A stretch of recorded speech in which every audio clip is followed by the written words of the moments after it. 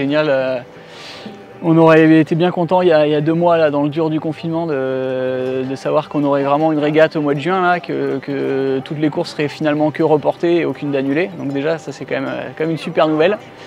On va avoir une saison qui va être un peu dense, mais ça c'est quand même bien, on est là pour ça.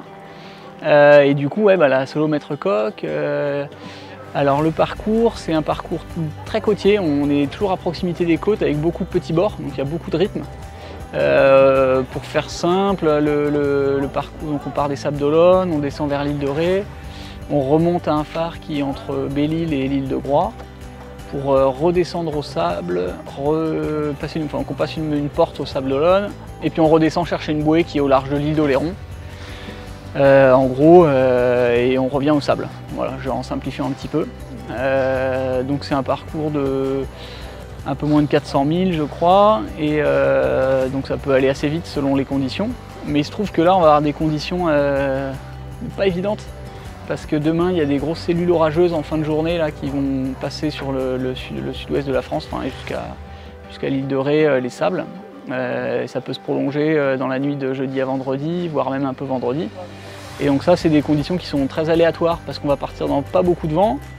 Et il peut y avoir des gros grains orageux, beaucoup de vent, très instable.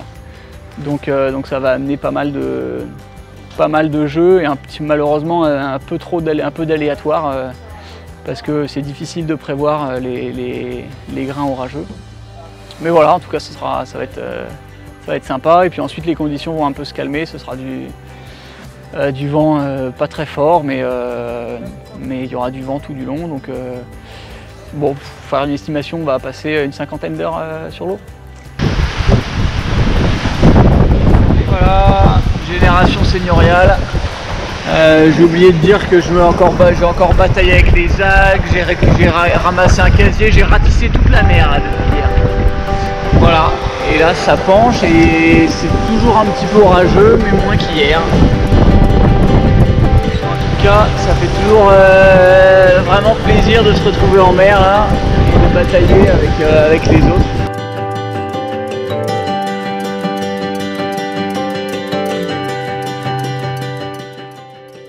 Hello hello. Bon, et je viens de décider d'abandonner la course là. La mort dans l'âme, mais j'ai pas le choix, parce que les 2 gorges de la pièce à l'avant qui sert à installer les voiles d'avant sont cassées. Donc il y en a une première, la voile qui est sortie une première fois, et j'ai utilisé l'autre et ça a recassé. Et voilà, je me faisais la réflexion que c'est la première fois que j'abandonnais une course en solitaire. Surtout que c'était plutôt sympa, le vent était bien rentré, hein. C'était un peu plus sport, il y allait y avoir un retour en fin de journée un peu sportif qui aurait été rigolo. Et ouais, c'était une super course. Il s'est passé pas mal de trucs. J'ai eu des petits soucis avec les algues autour de l'île de Ré. Là, j'ai eu pas mal de paquets d'algues. J'ai hésité à plonger.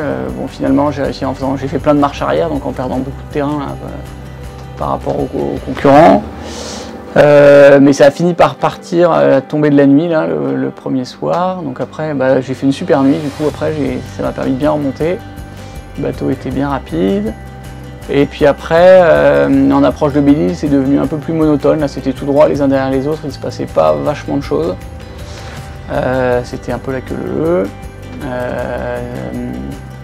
Et puis ensuite, on a eu une deuxième nuit sympa sous spi pour revenir vers les sables.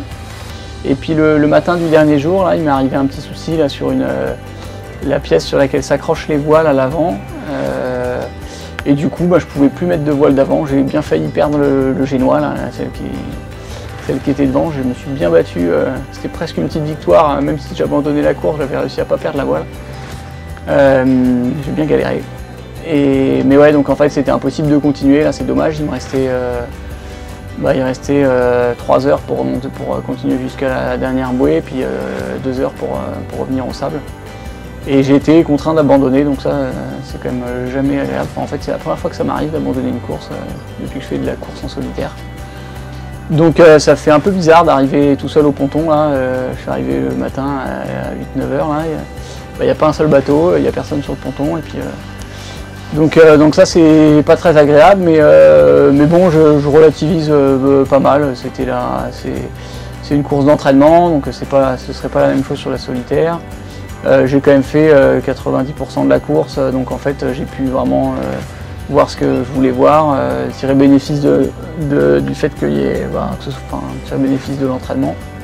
Donc bon, je relativise. Après c'est sûr que faire tout ça pour pas terminer le parcours, c'est un peu dommage, mais bon, c'est comme ça, c'est les aléas du sport mécanique, quoi. Voilà.